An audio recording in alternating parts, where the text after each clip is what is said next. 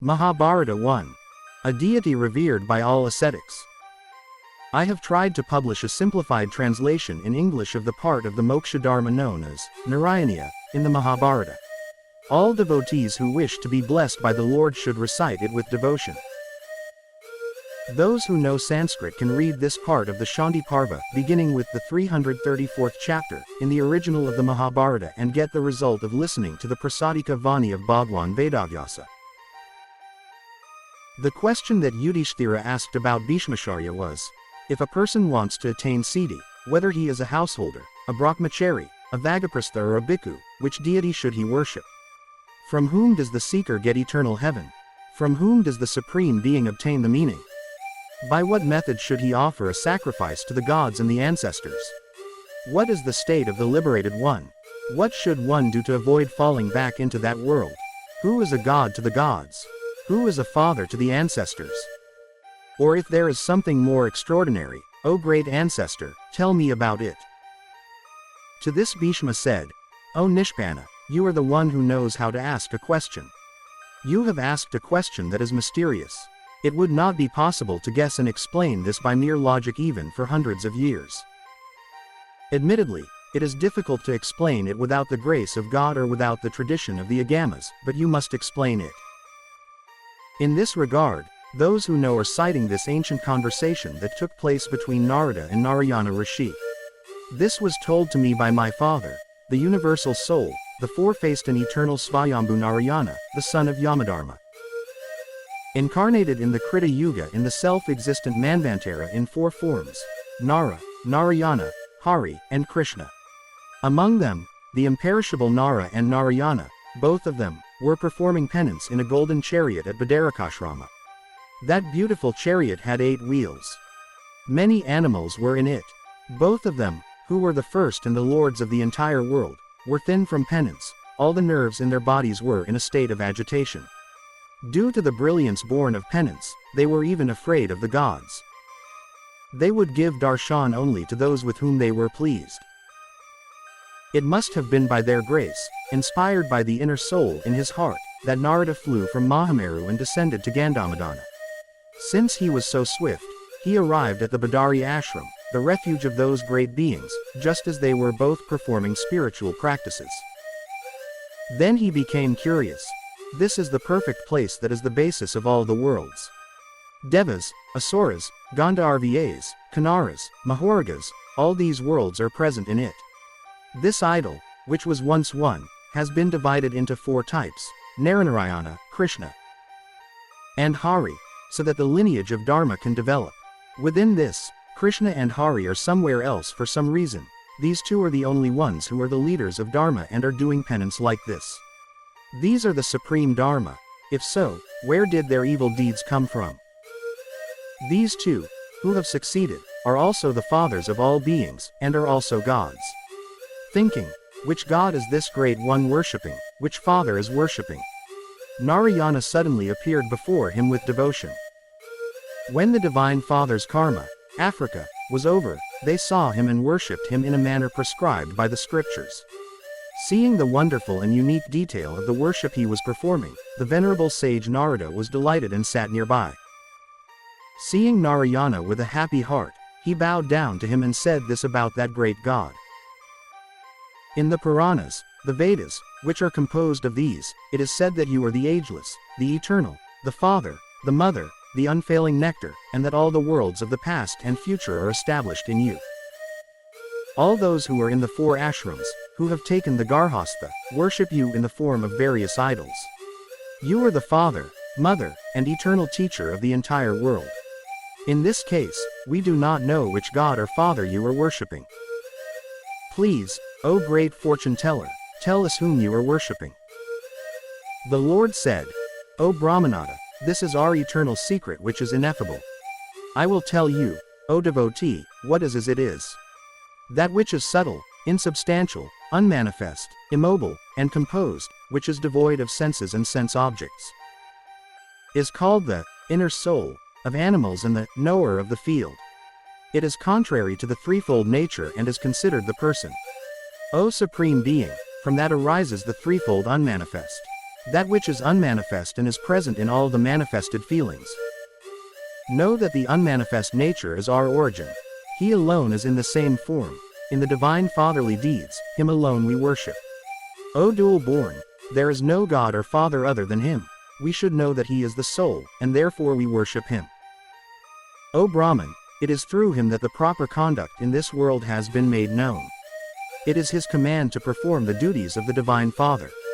Brahma, Rudra, Manu, Daksha, Bhrigu, Dharma, Tapas, Yama, Marichi, Angarasu, Atripulasia, Pulaha, Kratu, Vasistha, Parameshthi, Vivasvantanu, Soma, Kardama, Krota, Vikrita, these 21 Prajapatis are all descended from him. Those gods have taken their respective places because they respected the eternal system of conduct of the Divine Father ordered by that God. Even those in the heavenly world bow down to him. They have obtained the path given by him through his prasadam. It is certain that those who are free from the 17 qualities and actions will be liberated after abandoning the 15 arts. O Brahman, the path of the liberated is thought to be the Kshetrajna. He is said to be endowed with all qualities and to be free from all qualities. He can be seen through the yoga of knowledge. We both have emerged from him. Thus, knowing that he is the Self, we worship him, the Eternal. The Vedas and the ascetics worship him with devotion, taking refuge in various names. He himself grants them the path. Those who are imbued with his emancipation have another advantage, that they enter him. O Narada, this secret story has been told to you. O Viprashya, because you are devoted, full of love, and devoted to us, you have heard this. Origin of the Pancharatra Shastra. Bhishma continued the Narada story and said, the best of men, Narayana, said this about the best of men, who is the refuge of all worldly welfare. You, who are the cause of the origin of the meaning, have appeared in the house of Dharma in 4 forms, for the welfare of the world. Now I am going to see your original nature. O Lakanath, I am constantly serving the Guru and the Elder. I am not one who has revealed the secret of another. I have studied the Vedas regularly. I have performed penance. I have never played the Anuruddha. As stated in the scriptures, I have protected the 4, water, feet, stomach, and upper body, and I am equal in enemy and friend. I have always surrendered to that original God, Narayana, and always, with a feeling of solitude, I desire him alone. I am falling. Why is that infinite God not visible to me, who have attained inner purity through these special means? Hearing the words of that son of Brahma, Narayana, the protector of the eternal religion, worshipped him as per the rules and said, very well, go and come. According to his permission, Narada, the son of Brahma, worshipped that legendary sage Narayana and flew into the sky with great yogic power, and immediately reached Mount Meru and became invisible. The sage remained in solitude on the rocky peak of that mountain for a certain time. Looking towards the northwest, he saw a wonder as mentioned earlier. To the north of the ocean of milk, there was a vast island known as Shveta. Those who know say that it is 30,000 yojanas higher than Mount Meru. There are white-skinned men who are devoid of senses, who are foodless, immobile, who exude a most fragrant fragrance, and who are completely sinless. They are of a brilliance that dazzles the eyes of sinners, have bodies made of bones as hard as diamonds, of equal width and height. Have divine limbs, are endowed with great strength, have heads like umbrellas, have voices like clouds, have 4 arms that are equal, and have feet adorned with hundreds of lines. They have 60 white teeth and 8 fangs.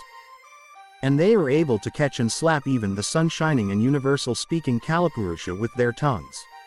He is the cause of the creation of the universe, from whom all the worlds have been produced, the Vedas, the Dharmas, the peaceful sages. And all the gods are there.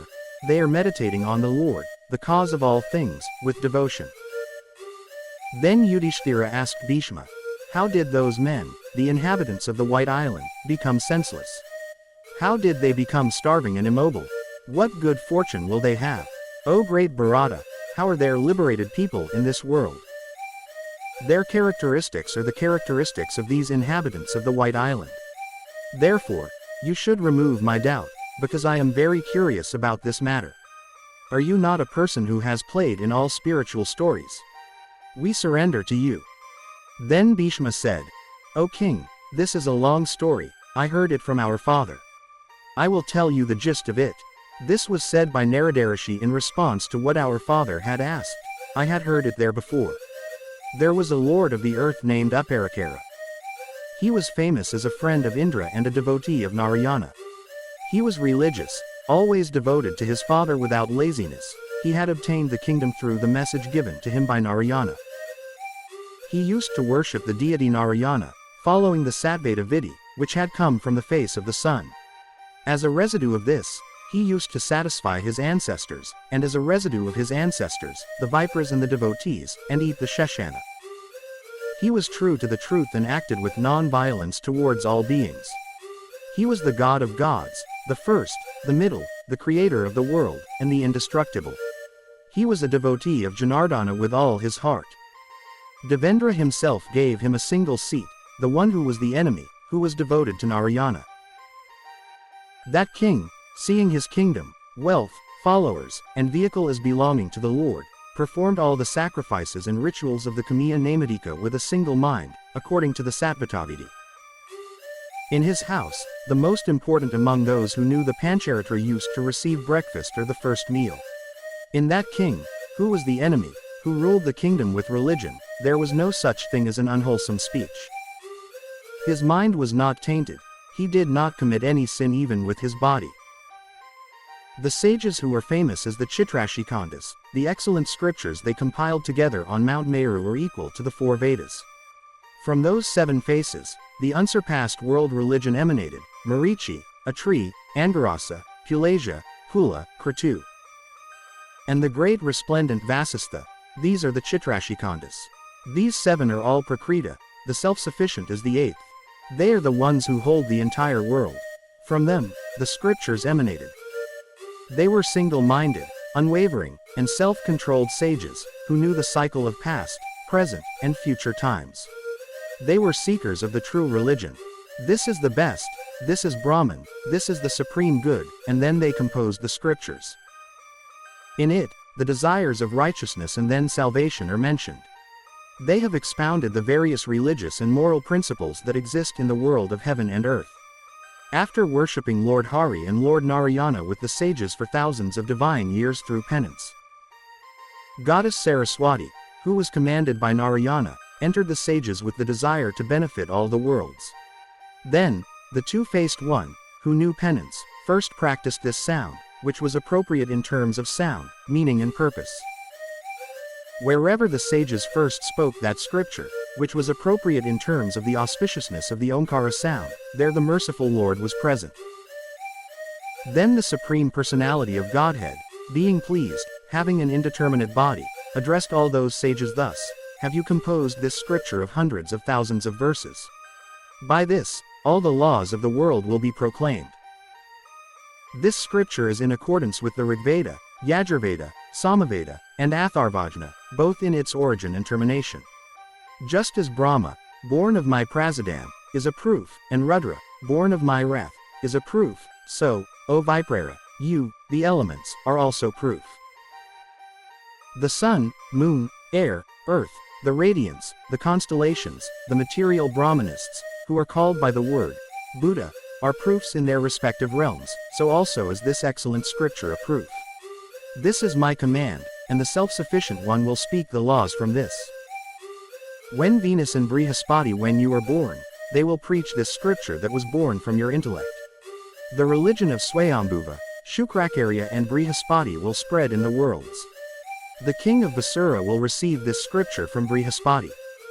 That king will be respected and my devotee, he will perform all his actions with this scripture. This scripture that you have made will be considered the best of all scriptures. It is accompanied by meaning and religion, this is considered a good secret. You, who are its promoters, will become a citizen. That king of Vasura will also be considered great with royal glory. When that king dies, this eternal scripture will become an inner treasure. Behold, I have told you all this. Having said this, the invisible Purushottam sent away the sages and went off in some direction. After that, those sages, who were worldly thinkers, propagated the eternal scriptures, which are the source of all religions. In the beginning of the first Kalpa, Brihaspati was born. Having established this scripture in Brihaspati along with the Upanishads containing the Sanghaveda, and determined to perform penance, those sages, who were the refuge of the whole world and the promoters of all religions, went wherever they pleased. Mahabharata. 2. Coming.